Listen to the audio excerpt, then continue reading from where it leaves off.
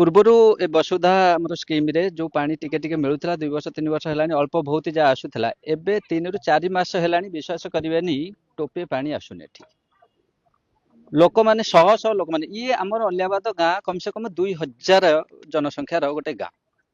ଏତେ ବଡ ଗାଁ ପାଣି ମିଳୁନି ଆପଣ ମାନେ ଦେଖୁଛନ୍ତି ସମସ୍ତେ ଆଣି କେମିତି ଆକ୍ରୋଶ ଦେଖୁଛନ୍ତି ଯେ ଆମେ ଜେଇ କୁ RWSS ଡିପାର୍ଟମେଣ୍ଟର ଜେଇ ଜଣେ ପ୍ରଧାନ ବାବୁ ଅଛନ୍ତି ତାଙ୍କୁ ଆଣିକି ଆମେ ଏଠି ଦେଖେଇଛୁ ସେ ଆସିକି ଇନଭେଷ୍ଟିଗେଟ କରିଛନ୍ତି ଯାଇଛନ୍ତି କିନ୍ତୁ କୌଣସି ପ୍ରକାରର ଆକ୍ସନ ନେଇନାହାନ୍ତି।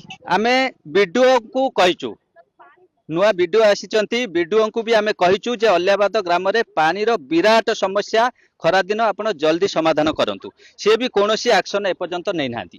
ଏ ସରକାରୀ କର୍ମଚାରୀ ଏ ଦରମା ନେଉଛନ୍ତି ଜାଣିବା ପରେ ବି ଲୋକଙ୍କର ସମସ୍ୟା ଜାଣିବା ପରେ ବି ଏମାନେ କୌଣସି ଆକ୍ସନ ନେଉନାହାନ୍ତି ଯାହା ଫଳରେ ଆଜି ଶତାଧିକ ଆଜି ମହିଳା ମାନେ ଛୁଆ ପିଲା ସମସ୍ତେ ଆଜି ଆସିକି ରାସ୍ତାରେ ଆସିକି ଠିଆ ହେଇଛନ୍ତି। ଆପଣ ମାନେ ବିଶ୍ୱାସ କରିବେନି ଯାହା ଟିକେ ଅଳ୍ପ ବହୁତ ପାଣି ଆସୁଥିଲା ସେ ଯେମିତି ଆସିବା ବନ୍ଦ ହେଲା ଆମେ ଏଠୁ ଏକ୍ସଟେନସନ କରିକି ଇଏ ନର୍ଦ୍ଦମା ଗାଡିଆରେ ଗୋଟେ ଆମେ ପାଇପ ଏକ୍ସଟେନସନ କରିକି ପକେଇଛୁ କି କାଳେ ଏଟା लो लेवल ହେଲେ ଟିକେ ଆସିବ ତ ତାହା ବି ସୁଧେ ଆସୁନି।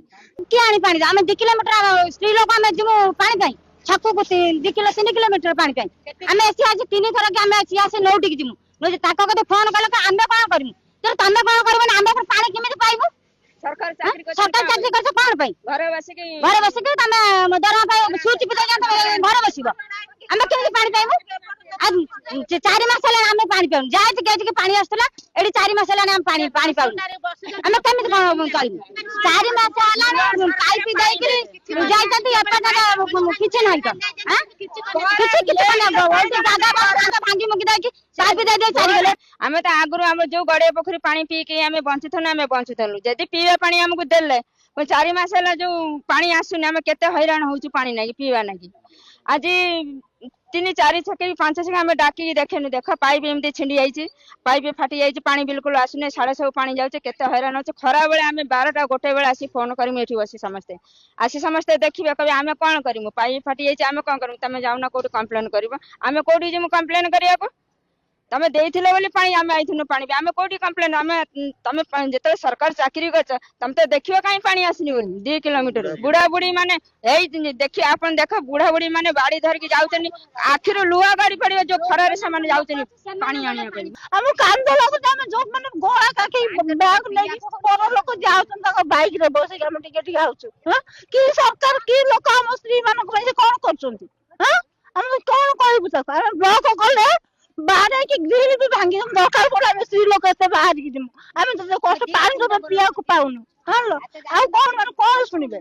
ରତ୍ନଗିରି ପାହାଡରୁ ଆମେ ସ୍ତ୍ରୀ ଲୋକ ଯାଇକି ପାଣି ଆଣୁଛୁ ଆମେ କେମିତି ଲାଗୁଛି ଆପଣ ଚିନ୍ତା କରିପାରୁଛନ୍ତି? ଆମ କାନ୍ଦ ଲାଗୁଛି ଆମେ ଯୋଉ ମାନେ ଗୋଳା କାଖି ବ୍ୟାଗ ନେଇକି ପର ଲୋକ ଯାଉଛନ୍ତି ତାଙ୍କ ବାଇକ ରେ ବସିକି ଆମେ ଟିକେ ଟିକେ ଆଉଛୁ କି ସରକାର କି ଲୋକ ଆମ ସ୍ତ୍ରୀ ମାନଙ୍କ ପାଇଁ ସେ କଣ କରୁଛନ୍ତି? ବହୁତ ଅସୁବିଧା ହଉଛନ୍ତି ପାଣି ଆଜ୍ଞା ଦେଖନ୍ତୁ 2 କିଲୋମିଟର ପାଣି ଆଣିବା ପାଇଁ ଯାଉଛୁ ପଟଣା ଆଣିବା ପାଇଁ ଯାଉଛୁ ରତ୍ନଗିରି ଆଣିବା ପାଇଁ ଯାଉଛୁ।